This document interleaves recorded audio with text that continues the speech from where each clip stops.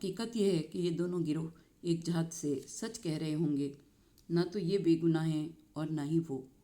ان کی طرف سے گمراہ کرنا شیطانیت تھی اور ان کی طرف سے گمراہی کو اپنانا اور تسلیم کرنا گناہ عظیم تھا۔ آخر کار یہ پیشوا اس حقیقت کا اعتراف کر لیں گے اور کہیں گے کہ اسی بنا پر ہمارے پروردگار کا فرمان ہم سب پر لاگو ہو گیا ہے اور عذاب کا حکم سبھی کے لیے صادر ہو گیا ہے اور ہم سب اس کے عذاب کا مزہ چکھیں گے۔ تم سب کے سب سرکش تھے اور سرکشوں کا انجام یہی ہے۔ ہم بھی گمراہ تھے اور گمراہ کرنے والے تھے۔ ہم نے تمہیں بھی گمراہ کیا ہے اور ہم تو خود گمراہ تھے۔ اسی بنا پر اس میں تعجب کی کون سی بات ہے کہ ہم سب کے سب ان مصیبتوں اور عذاب میں شریک رہیں۔ کتنا عجیب منظر ہوگا کہ دنیا میں جن لوگوں سے عقیدت رکھتے تھے، جن کے احترام میں کھڑے ہو جایا کرتے تھے، جن کے لیے گردن کٹوانے کو ہر وقت تیار رہتے تھے، کسی قربانی سے دریغ نہیں کرتے تھے، روز محشر وہی پیشوا اپنے مریدوں کے ساتھ دست و گریبان ہوں گے اور ایک دوسرے پر الزام ڈال رہے ہوں گے، ہم نے تمہیں اغوا کیا ہے جیسا کہ ہم اغوا ہوئے۔ انسانوں کی اکثریت اندھوں، بہروں، گونگوں کی طرح زندگی بسر کرتی ہے کہ ایسے لوگوں کو اپنا پیشوا بنا لیتے ہیں جو خود بھی گمراہ ہیں، دوسروں کو بھی گمراہ کرتے ہیں۔ دنیا میں ہوتے تو بہانہ تلاش کر لیتے، توبہ کر لیتے، خدا عذر کو قبول کر لیتا۔ اب آخرت میں نہ عفو ہے نہ مغفرت، سزا ہی سزا ہے۔ کل خدا ہماری ہدایت کر رہا تھا، راضی ہونے کے طریقے بتا رہا تھا، اپنی انبیاء کو بھیج رہا تھا۔ آج خدا ناراض ہے، کسی صورت میں راضی نہیں ہو رہا۔ ہارون الرشید اپنے دور کا ایک ظالم بادشاہ تھا۔ اس دور میں ایک دانا دیوانہ بن کر اہل عقل کی رہنمائی کر رہا تھا۔ نام بہلول تھا۔ بہلول طرح طرح سے بیداری کے عملی نمونے انجام دیا کرتا تھا۔ ایک دن بہلول مٹی کے گھر بنا رہا تھا۔ ہارون الرشید کا ادھر سے گزر ہوا۔ کہنے لگا، بہلول کیا کر رہے ہو؟ اس نے کہا کہ میں اللہ اور ان گھروں میں رہنے والوں کا راضی نامہ کرا رہا ہوں، ان دونوں کی صلح کرا رہا ہوں۔ بادشاہ نے کہا کہ کون راضی نہیں ہو رہا؟ اس نے کہا کہ اللہ تو راضی ہو رہا ہے مگر یہ گھر والے راضی نہیں ہو رہے۔ بادشاہ نے کہا کہ میں واپس آتا ہوں، ان کو کہو کہ راضی ہو جائیں۔ بادشاہ جب واپس آیا تو بہلول نے ان گھروں کو قبروں کی شکل دے دی تھی۔ بادشاہ نے پوچھا کہ کیا نتیجہ نکلا؟ بہلول نے کہا کہ ان گھروں کے سب لوگ چل بسے مر گئے۔ اب میں کوشش کر رہا ہوں کہ خدا اور یہ مرنے والے راضی ہو جائیں۔ بادشاہ نے کہا کہ اب کون نہیں مان رہا؟ بہلول نے کہا کہ اب مرنے والے راضی ہیں مگر خدا نہیں مان رہا۔ یہ ہارون کو سبق تھا کہ زندگی میں اللہ کو منا لو تو بہتر ہے، لیکن ایسے لوگ وقتی طور پر ڈر جاتے ہیں۔ لیکن بادشاہت کی چمک دمک، دنیا کی دولت بادشاہوں کو اندھا، بہرا اور گونگا بنا دیتی ہے۔ نہ یہ حق بول سکتے ہیں، نہ یہ حق سن سکتے ہیں، نہ یہ حق دیکھ سکتے ہیں، گویا یہ سمن بکمن امیون کا مصداق بن جاتے ہیں۔ یہی ہارون ہے جو امام موسیٰ کاظم علیہ السلام کا قاتل ہے۔ امام مظلوموں کی صف میں ہوں گے اور یہ اپنے پیروکاروں کے ساتھ جہنم میں ہوگا۔ وہ سب کے سب گمراہ پیشوا اور پیروکار اس دن عذاب میں مشترک ہوں گے۔ جو گمراہی کے پیشوا ہوں گے، جن لوگوں کو انہوں نے گمراہ کیا ہوگا اور پھر انہوں نے آگے کسی کو گمراہ کیا ہوگا، سب کا عذاب ان پیشواؤں کو ملے گا اور پیروکاروں کو بھی۔ وہ سب کے سب عذاب میں شریک ہوں گے۔ ایک شخص گمراہ تھا اور وہ لوگوں کو بھی گمراہ کیا کرتا تھا۔ ایک دن سوچا کہ میں غلطی پر ہوں۔ حضور اکرم صلی اللہ علیہ وآلہ وسلم کی خدمت میں آیا اور پوچھا کہ کیا میری توبہ قبول ہو سکتی ہے؟ آپ نے فرمایا کہ کیوں نہیں، خدا غفور الرحیم ہے۔ پوچھا تیرا گناہ کیا ہے؟ اس نے کہا کہ میرا یہ گناہ ہے کہ میں لوگوں کو سیدھے راستے سے بھٹکاتا ہوں۔ بہت سے لوگ میری پیروی کرتے ہیں۔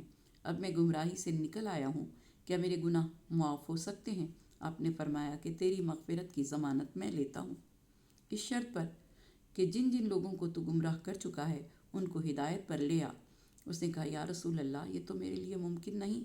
آپ نے فرمایا کہ تو پھر عذاب کے لیے تیار رہ، تجھے اور تیرے پیروکاروں کو عذاب دیا جائے گا جس عذاب میں تم سب کے سب مشترک ہو اور تم سب کے سب اس کا مزہ چکھو گے۔ اللہ رب العزت ارشاد فرماتا ہے کہ ہاں، ہم مجرموں کے ساتھ ایسا ہی سلوک کرتے ہیں۔ کیونکہ جب ان سے لا الہ الا اللہ کہا جاتا تھا تو وہ تکبر کیا کرتے تھے اور ہمیشہ یہی کہا کرتے تھے کہ کیا ہم اپنے خداؤں کو ایک دیوانے شاعر کے لیے چھوڑ دیں۔ آیت نمبر 34، 35 اور 36۔ خدا کی یہ سنت ہے کہ وہ عادل ہے، وہ اپنے بندوں کے درمیان عادلانہ فیصلہ کرتا ہے۔ جتنا سنگین جرم ہوگا سزا بھی اتنی ہی سنگین ہوگی۔ ان کی بدبختی کی اصل بنیاد یہ ہے کہ جب ان کے سامنے کلمہ توحید لا الہ الا اللہ پڑھا جاتا تھا تو وہ تکبر کرتے تھے اور کہتے تھے کہ کیا ہم اپنے خداؤں اور بتوں کو ایک دیوانے شاعر کے لیے چھوڑ دیں۔ حضور اکرم صلی اللہ علیہ وآلہ وسلم کو اس لیے شاعر کہتے تھے کہ آپ کی باتیں دلوں پر اثر کرتی تھیں اور انسانوں کی توجہ اپنی طرف کھینچ لیتی تھیں کہ جیسے آپ بہترین اشعار پڑھ رہے ہوں، حالانکہ آپ کی باتیں بالکل شعر نہیں تھیں۔ انہیں مجنون اس لیے کہتے تھے کہ آپ ماحول کا کوئی اثر قبول نہیں کرتے تھے، ہٹ دھرم لوگوں کے بیہودہ عقائد کے مقابلے میں ڈٹے ہوئے تھے۔ ایسا کام تھا جو گمراہ لوگوں کی نگاہ میں ایک قسم کا جنون آمیز خودکشی تھی، حالانکہ حضور اکرم صلی اللہ علیہ وآلہ وسلم کا عظیم افتخار یہی ہے کہ آپ ان حالات کے سامنے جھکے نہیں اور ڈٹے رہے۔ آگے ارشاد قدرت ہو رہا ہے کہ جبکہ ایسا نہیں ہے بلکہ وہ تو حق لے کر آیا ہے اور اس نے گزشتہ پیغمبروں کی تصدیق کی ہے، لیکن تم دل کے اندھے متکبر یقینی طور پر خدا کے دردناک عذاب کا مزہ چکھو گے، اور جو اعمال بھی تم انجام دیا کرتے تھے بدلہ تو تمہیں اسی کا ملے گا۔ پروردگار کے مخلص بندوں کے سوا جو اس تمام عذاب سے محفوظ رہیں گے، حقیقت میں وہ تمہارے اعمال ہی ہوں گے جو تمہارے سامنے مجسم ہو جائیں گے اور تمہارے ساتھ رہیں گے اور تمہیں آزار پہنچاتے رہیں گے۔ تمہارا عمل ہی تمہاری سزا ہے۔ پھر لفظ عباد اللہ المخلصین، اللہ کے وہ خالص بندے جنہیں خدا نے ہر قسم کے شرک و ریا سے خالص رکھا، ہر قسم کی شیطانی وسوسوں اور ہوائے نفس کی ملاوٹوں سے دور رکھا۔ ہاں، صرف یہی وہ گروہ ہے جسے اس کے اعمال ہی کی جزا نہیں ملے گی، بلکہ خدا ان سے اپنے فضل و کرم کے ساتھ پیش آئے گا اور وہ بے حساب اجر حاصل کریں گے۔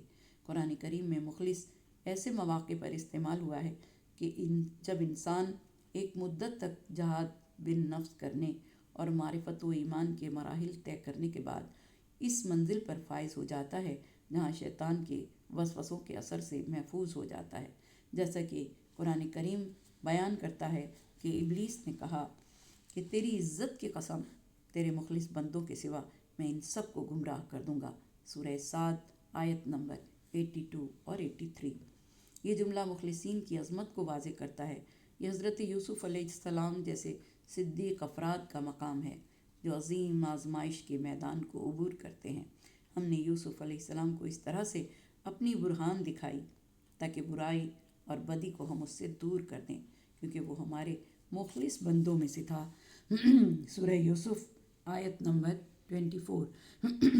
یہ ان لوگوں کا مقام ہے جو جہاد اکبر میں کامیاب ہو جاتے ہیں اور لطف پروردگار کا ہاتھ تمام غیر خالص باتوں کو ان کے وجود سے پاک کر دیتا ہے۔ یہ وہ منزل ہے جہاں ان کا اجر عمل کے معیار پر نہیں ہوتا بلکہ خدا کے فضل اور رحمت پر ہوتا ہے۔ ان کی روزی ایسی خاص اور مخصوص ہے جو دوسروں سے جدا ہے۔ وہ بھی دوسرے اہل بہشت کی طرح بہشت میں زندگی بسر کرتے ہیں، لیکن ان کا حصہ دوسروں کے حصے سے کوئی مشابہت نہیں رکھتا۔ قسم قسم کے عمدہ پھل اور وہ معزز و محترم ہوں گے۔ بہشت کے پر نعمت باغوں میں تختوں پر ایک دوسرے کے سامنے بیٹھے ہوں گے۔ ان کے گرد شراب طہور سے لبریز پیالے کا دور ہوگا، وہ شراب جو سفید، چمکدار اور پینے والوں کے لیے لذت بخش ہوگی، وہ شراب جس میں نہ عقل کو فاسد کرنے والی کوئی چیز ہوگی اور نہ ہی وہ مست کرنے والی ہوگی۔ ان کی ایسی بیویاں ہوں گی جو شوہر کے سوا کسی اور سے عشق و محبت نہ کریں گی۔ ان کی آنکھیں بڑی بڑی اور حسین ہوں گی جیسے چھپائے ہوئے موتی اور انڈے ہوتے ہیں۔ ان آیات میں اللہ تعالیٰ نے ان نعمتوں کا ذکر کیا جو اس نے مومنین کے لیے تیار کر رکھی ہیں۔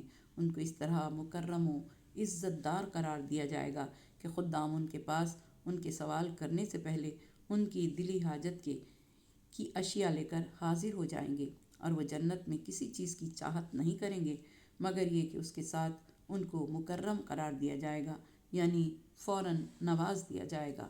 جنت میں کوئی فساد نہیں ہوگا، نہ ان کے ہوش و حواس میں خلل واقع ہوگا۔ ان کے لیے ایسی حور عین ہوگی جنہوں نے کبھی کسی دوسرے کی طرف نظر اٹھا کر نہیں دیکھا ہوگا۔ ان کی صفات یہ ہوں گی کہ جیسے چھپائے ہوئے موتی یا وہ انڈے جن پر کبھی کسی کی نظر نہ پڑی ہو۔ پھر اگلی آیات میں ارشاد قدرت ہوا کہ اس حال میں جب کہ وہ اپنی باتوں میں مگن ہوں گے تو بعض لوگ دوسرے لوگوں کی طرف رخ کر کے سوال کریں گے۔ ان میں سے ایک کہے گا کہ میرا ایک ساتھی تھا جو ہمیشہ یہ کہا کرتا تھا، کیا تو نے بھی سچ مچ اس بات کو مان لیا ہے؟ جب کہ ہم مر جائیں گے اور مٹی اور ہڈیاں ہو جائیں گے تو دوبارہ زندہ کیے جائیں گے اور ہمیں جزا و سزا دی جائے گی۔ اس کے بعد کہے گا، کیا تم اس کی خبر لا سکتے ہو؟ اس موقع پر وہ تلاش کرنے لگے گا اور ادھر ادھر نظر دوڑائے گا تو اچانک اسے جہنم کے وسط میں دیکھے گا۔ وہ اسے دیکھ کر کہے گا، خدا کی قسم کوئی کسر باقی نہیں رہ گئی تھی کہ تو مجھے بھی جہنم کی طرف کھینچ لے جائے، اور اگر میرے پروردگار کی نعمت اور احسان نہ ہوتا تو میں بھی جہنم میں حاضر کیے جانے والوں میں سے ہوتا۔ اے دوستو، کیا ہم اب کبھی نہیں مریں گے اور دائمی جنت میں رہیں گے، اور اس پہلی موت کے سوا اب کوئی اور موت ہمارے پاس نہیں آئے گی اور ہمیں کبھی سزا نہیں دی جائے گی؟ خدا کی یہ میرے لیے کیسی نعمت ہے! سچ مچ یہ تو بہت ہی بڑی کامیابی ہے۔ ہاں، کوشش کرنے والوں کو ایسی جزا کے لیے کوشش اور عمل کرنا چاہیے۔ یعنی دو مومن جنت میں ایک دوسرے سے باتیں کریں گے، اور اسی کو خدا نے اس سورہ صافات کی آیات میں بیان کیا کہ تو ان میں سے ایک کہے گا کہ بھائی، دنیا میں میرا ایک دوست تھا جو مجھے طعنہ دیتا تھا کہ اچھا تو قیامت اور جنت اور جہنم کی تصدیق کرنے والا ہے، آخرت پر ایمان رکھتا ہے، اور تو عقیدہ رکھتا ہے کہ جب تو مر جائے گا تو تجھے بھی زندہ کیا جائے گا۔ تو اس وقت اس کا دوسرا مومن بھائی کہے گا کہ کیا تو اپنی دنیا کے دوست کو دیکھنا چاہتا ہے؟ تو وہ دکھائے گا اور اس کو جہنم کے وسط میں دیکھے گا۔ تو اس وقت وہ مومن کہے گا، قریب تھا کہ وہ مجھے بھی ہلاک کر دیتا، اگر میرے رب کی مجھ پر رحمت نہ ہوتی تو آج میں بھی جہنم میں جانے والوں میں ہوتا۔ امام محمد باقر علیہ السلام نے فرمایا کہ جب اہل جنت کو جنت میں اور اہل جہنم کو جہنم میں داخل کر دیا جائے گا تو موت کو ایک دمبے کی صورت میں لایا جائے گا اور اس کو جنت اور جہنم کے درمیان کھڑا کر دیا جائے گا۔ پھر ایک منادی ندا کرے گا کہ جس کو جنت اور جہنم والے سنیں گے، اور کہا جائے گا کہ اے اہل جنت اور اے اہل جہنم۔ جب وہ یہ آواز سنیں گے تو وہ سب متوجہ ہو جائیں گے، اور اس وقت کہا جائے گا کہ کیا تم جانتے ہو یہ کیا ہے؟ یہ وہ موت ہے جس سے تم دنیا میں ڈرتے تھے۔ تو جنت والے عرض کریں گے کہ اے خدایا، اس کو جنت میں داخل نہ کرنا، اور اہل جہنم عرض کریں گے کہ اے خدایا، اس کو ہمارے اوپر جہنم میں داخل فرما۔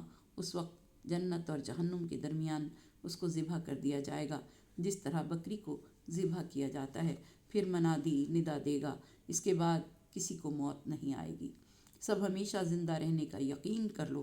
امام نے فرمایا کہ اہل جنت اس اعلان کے بعد اس قدر خوش ہوں گے کہ اگر خوشی کی وجہ سے کوئی مر سکتا ہوتا تو وہ سارے کے سارے مر جاتے۔ آپ نے اس کے بعد اس آیت کی تلاوت فرمائی، کیا ہم اس پہلی موت کے علاوہ دوبارہ نہیں مریں گے اور دوبارہ ہمیں موت کا عذاب نہیں ہوگا؟ حقیقت میں یہ تو بہت بڑی کامیابی ہے، اور اہل جہنم اس کے بعد ایک غم زدہ چیخ ماریں گے۔ اگر اس غم کی وجہ سے وہ مر سکتے تو وہ سب مر جاتے۔ اسی کو اللہ تعالیٰ کا یہ قول بیان کرتا ہے، اور ان کو اس حسرت والے دن سے ڈراؤ جب امر واقع ہو جائے گا۔ سورہ مریم آیت نمبر 39۔ صدق اللہ العلی العظیم۔ یا باری الہ ہمیں توفیق عطا فرما کہ ہم قرآن کو پڑھیں اور قرآن پر عمل کریں اور قرآن پاک کو دل و دماغ سے سمجھیں۔ پروردگارہ، تجھے واسطہ تیرے پیارے حبیب کا ہمارے مرحومین کی مغفرت فرما، ان کے درجات کو بلند فرما، انہیں کروٹ کروٹ جنت نصیب فرما، جوار معصومین میں جگہ عطا فرما۔ پالنے والے، تجھے واسطہ تیرے پیارے حبیب کا کہ ہماری تمام گناہوں کو معاف فرما دے، ان گناہوں کو بخش دے جن کے مواخذے کا تو نے وعدہ کیا، ان گناہوں کو معاف فرما دے جن کے سبب تیرے عذاب کا نزول ہوتا ہے، ان گناہوں کو بخش دے جن کے سبب دعائیں تیری بارگاہ میں شرف قبولیت نہیں پاتی۔ پالنے والے، آج روز جمعہ ہے، اور جمعے میں ایک ساعت ایسی ہوتی ہے جس میں تو دعاؤں کو قبول کرتا ہے۔ پروردگار، ہمیں ہماری اولاد کو ہدایت کی راہ پر قائم رکھنا، ہماری اولاد کو دنیا اور آخرت میں ہمارے لیے باعث زیب و زینت بنانا۔ جس نے مجھے دعا کے لیے کہا ان کی دعاؤں کو مستجاب فرما، ہر بیمار کو صحت کاملہ، صحت عاجلہ عطا فرما، ہر پریشان کی پریشانی کو دور فرما۔